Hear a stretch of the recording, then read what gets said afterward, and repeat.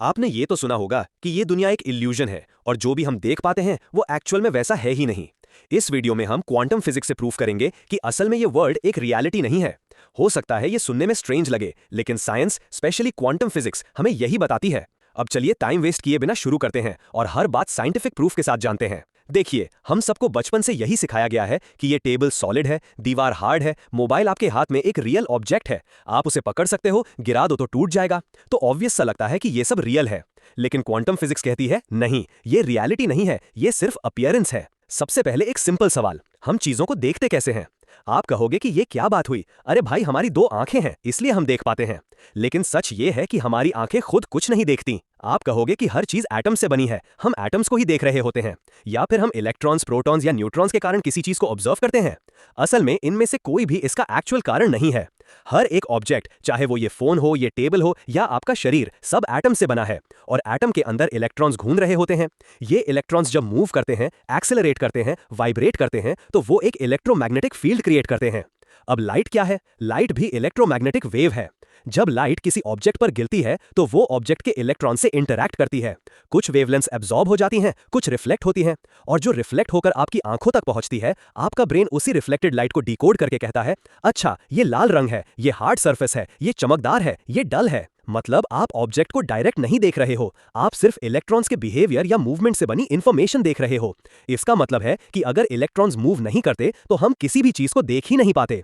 शायद ये यूनिवर्स ही एग्जिस्ट नहीं करता। अब जरा सॉलिडिटी की बात करें। आप कहते हो ये टेबल सॉलिड है, लेकिन क्वांटम लेवल पर ये टेबल मोस्टली एम्प्टी स्पेस है। एटम का न्यूक्लियस बहुत छोटा होता है, इलेक्ट्रॉन्स उससे बहुत दूर ऑर्बिट करते हैं।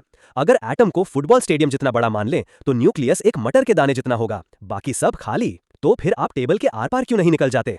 क्योंकि सेम नेगेटिव चार्ज होने के कारण इलेक्ट्रॉन्स, आपके हाथ के इलेक्ट्रॉन्स और टेबल के इलेक्ट्रॉन्स एक दूसरे को रिपेल करते हैं। आप जो हार्डनेस फील करते हो वो असल में एटम्स का टच नहीं है, वो सिर्फ इलेक्ट्रोमैग्नेटिक फोर्स की वजह से होने वाला इंटरैक्शन है। मतलब आपने आज तक किसी भी चीज को सच में टच ही नहीं किया। ये लाइन थोड़ी शॉकिंग है, लेकिन साइंटिफिकली करेक्ट है। अब कलर की बात करें। ये जो आपको ग्रीन, रेड, ब्लू दिखता है, ये कलर्स ऑब्जेक्ट के अंदर होते ही नहीं। कलर एक ब्रेन मेड एक्सपीरियंस है। ऑब्जेक्ट्स डिफरेंट वेवलेंथ्स रिफ्लेक्ट करते हैं। आपकी आंख उन वेवलेंथ्स को आपके ब्रेन तक भेजती है और आपका ब्रेन डिसाइड करता है कि ये कौन सा कलर है। साउंड भी बाहर नहीं है, आउटसाइड सिर्फ प्रेशर वेव्स हैं। साउंड का एक्सपीरियंस आपके ब्रेन में बनता है। टेस्ट, स्मेल, टच सब ब्रेन में बनते हैं। अब एक और सवाल जो ऑलमोस्ट कोई नहीं पूछता लेकिन बहुत इंपॉर्टेंट है, क्या हर जगह इलेक्ट्रॉन्स एक ही स्पीड से मूव करते हैं या फिर अलग अलग मैटर में इलेक्ट्रॉन्स की स्पीड अलग होती है? आंसर है हाँ, फर्क पड़ता है, बहुत बड़ा फर्क, और ये फर्क डिसाइड करता है एटम के अंदर मौजूद प्रोटॉन्स की संख्या। हर एटम के सेंटर में न्यूक्लियस होता है और न्यूक्लियस में प्रोटॉन्स होते हैं। प्रोटॉन्स पॉजिटिव चार्ज रखते हैं और इलेक्ट्रॉन्स नेगेटिव चार्ज। अब जितने ज्यादा प्रोटॉन्स और उतनी ही ज्यादा अट्रैक्शन फोर्स इलेक्ट्रॉन्स पर पड़ती है। मतलब हैवी एटम्स अपने इलेक्ट्रॉन्स को ज्यादा स्ट्रांगली खींचकर रखते हैं। अब इसका डायरेक्ट असर इलेक्ट्रॉन की स्पीड पर पड़ता है। सिंपल भाषा में कहें, जिस एटम में प्रोटॉन्स कम होते हैं उसमें इलेक्ट्रॉन्स रिलेटिवली फ्री होते हैं, वो ज्यादा फास्ट मूव कर सकते हैं और लाइट के साथ ज्यादा इजीली रिस्पॉन्ड कर सकते हैं। लेकिन जिस एटम में प्रोटॉन्स ज्यादा होते हैं उसमें इलेक्ट्रॉन्स टाइटली बाउंड होते हैं और इसलिए उनकी मोशन रिस्ट्रिक्टेड होती है, उनकी स्पीड अलग बिहेवियर दिखाती है। अब इसे रियल वर्ल्ड एग्जांपल से समझते हैं। हाइड्रोजन एटम में सिर्फ एक प्रोटॉन होता है, उसका इलेक्ट्रॉन काफी फ्री होता है, इसलिए हाइड्रोजन की क्वांटम बिहेवियर बहुत सिंपल होती है। लेकिन जैसे जैसे एटम भारी होता जाता है, कार्बन, आयन, गोल्ड, प्रोटॉन्स की संख्या बढ़ती जाती है। गोल्ड में 79 प्रोटॉन्स होते हैं। अब इतना स्ट्रॉन्ग पॉजिटिव न्यूक्लियस इलेक्ट्रॉन्स को इतनी टाइटली पकड़ता है कि आउटर इलेक्ट्रॉन्स बहुत हाई स्पीड से मूव करने लगते हैं। और यहाँ एक शॉकिंग फैक्ट आता है, हैवी एलिमेंट्स में इलेक्ट्रॉन्स इतनी ज्यादा स्पीड से मूव करते हैं कि उन्हें रिलेटिविस्टिक स्पीड कंसिडर किया जाता है। मतलब कुछ इलेक्ट्रॉन्स लाइट की स्पीड के नोटिसेबल फ्रैक्शन तक पहुंच जाते हैं। अब इसका क्या असर होता है? गोल्ड का रंग येलो क्यों होता है? मर्क्यूरी मेटल होने के बावजूद लिक्विड क्यों होता है?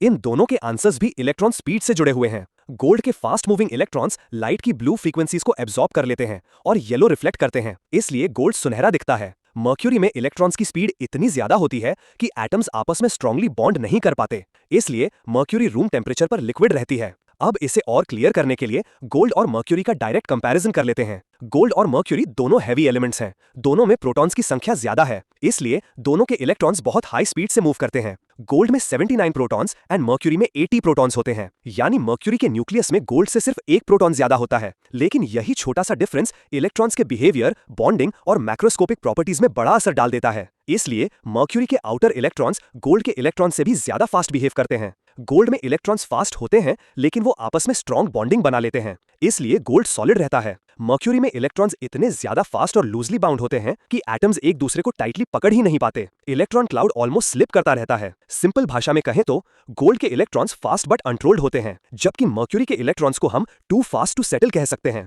यही वजह है कि गोल्ड हाथ में सॉलिड लगता है और मर्क्यूरी कमरे के टेम्परेचर पर भी बहने लगता है। दोनों में फर्क एटम का नहीं, इलेक्ट्रॉन्स की स्पीड और बॉन्डिंग का है, और यही छोटा सा फर्क पूरी रियलिटी बदल देता है। अब कंडक्टर्स और इंसुलेटर्स को देखिए। मेटल्स में आउटर इलेक्ट्रॉन्स लूजली बाउंड होते हैं, उनकी स्पीड और फ्रीडम ज्यादा होती है, इसलिए वो इलेक्ट्रिक करंट को अलाउ करते हैं। प्लास्टिक, वुड, ग्लास में इलेक्ट्रॉन्स टाइटली बाउंड होते हैं, इसलिए उनकी मूवमेंट रिस्ट्रिक्टेड होती है, इसलिए करंट फ्लो नहीं कर पाता। मतलब मैटर का बिहेवियर सॉलिड, शाइनी, डल, कंडक्टिव सब इलेक्ट्रॉन स्पीड और प्रोटॉन काउंट से लिंक्ड है। अब विजुअल सोचिए, आप जो हार्डनेस फील करते हो, जो कलर देखते हो, जो टेम्परेचर सेंस करते हो, ये सब इलेक्ट्रॉन्स के रिस्पॉन्स की स्पीड से बनता है। रियलिटी यूनिफॉर्म नहीं है क्योंकि इलेक्ट्रॉन्स यूनिफॉर्म नहीं है, और इलेक्ट्रॉन्स यूनिफॉर्म नहीं है क्योंकि हर एटम का न्यूक्लियस अलग है। तो जब हम कहते हैं ये दुनिया सॉलिड है, या ये चीज शाइनी है, या ये हैवी लग रही है, तो उसके पीछे यही कारण होता है कि असल में उस मैटर के अंदर इलेक्ट्रॉन्स एक पर्टिकुलर स्पीड और पैटर्न में बिहेव करते हैं। इससे हम शायद यही कंक्लूजन निकाल सकते हैं